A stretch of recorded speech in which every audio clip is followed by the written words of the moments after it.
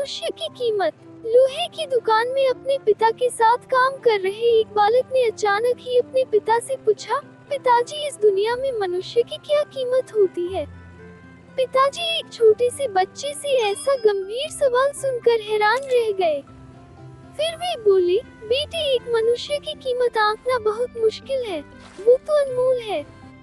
बालक, क्या सभी उतना ही कीमती और महत्वपूर्ण है? पिताजी, हाँ बेटे। बालक कुछ समझा नहीं। उसने फिर सवाल किया, तो फिर इस दुनिया में कोई गरीब तो कोई अमीर क्यों है? किसी की कम रिस्पेक्ट तो किसी की ज्यादा क्यों होती है?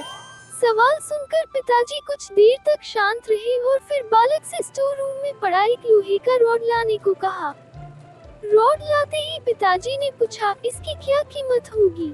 बालक, 200 रुपए। पिताजी, अगर मैं इसके बहुत से छोटे छोटे कील बना दूं तो इसकी क्या कीमत हो जाएगी?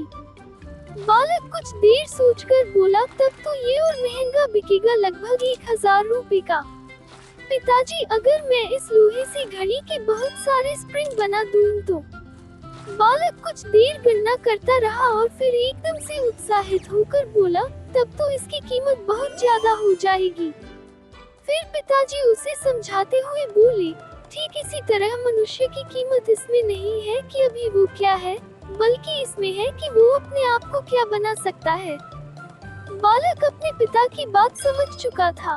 फ्रेंड्स, अक्सर हम अपनी सही कीमत आंकने में गलती कर देते हैं।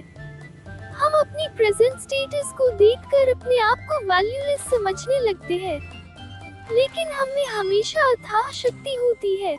हमारा जीवन हमेशा संभावनाओं से भरा होता है।